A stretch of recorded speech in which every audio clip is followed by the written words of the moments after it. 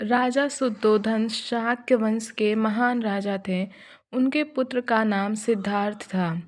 राजा शुद्धोधन चाहते थे कि उनका पुत्र आगे चलकर बहुत महान राजा बने, इसलिए उन्होंने सिद्धार्थ को महल के बाहर की दुखद सच्चाई से दूर रखा। सिद्धार्थ महल में ही पले बड़े, जहाँ हर तरह की सुख सुविधा और ऐश्वर्य मौजूद था। लेकिन एक दिन सिद्धार्थ की इच्छा हुई कि वे महल के बाहर की दुनिया देखें। जब वे बाहर निकले तो उन्होंने चार दृश्य देखे। एक बूढ़ा व्यक्ति, एक बीमार व्यक्ति, एक मृत शरीर और एक सन्यासी। इन चारों दृश्यों ने सिद्धार्थ के मन को गहराई से झकझोर दिया। उन्हें पहली बार समझ आया कि यह संसार दुखों से भरा हुआ है। बुढ़ापा, बीमारी और मृत्यु, कई तरह के बड़े सच। इन दृश्यों को देखकर सिद्धार्थ के मन में जीवन के सत्य को जानने की तीव्र इच्छा उठी।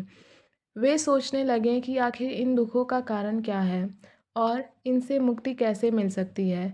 इसी खोज में 29 वर्ष की आयु में एक रात उन्होंने अपना राजमहल, पत्नी यशोधरा और अपने छोटे पुत्र राहुल को छोड़ने का कठिन निर्णय लिया। वे अपने प्रिय घोड़े पर सवार होकर महल से बाहर निकल गए।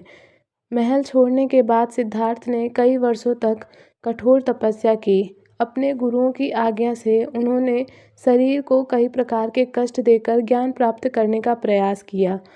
लेकिन लंबे समय बाद उन्हें यह समझ आया कि ना तो भोग विलास और ना ही अत्यधिक तपस्या, दोनों से ही सही मार्ग नहीं प्राप्त हो सकता। इसके बाद सिद्धार्थ ने मध्यम मार्ग अपनाने का निश्चय किया। वे आगे बढ़ते हुए बोधगया पहुँचे और वहाँ पीपल के वृक्ष के नीचे गहरे ध्यान में बैठ गए। लंबे ध्यान के बाद उन्हें जीवन का सत्य ज्ञान प्राप्त हुआ।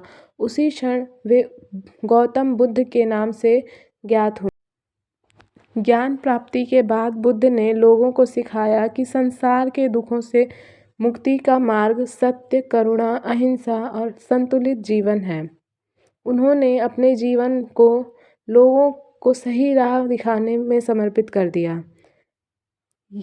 यही थी राजकुमार सिद्धार्थ से गौतम बुद्ध बनने तक की सच्ची राह की तलाश। धन्यवाद।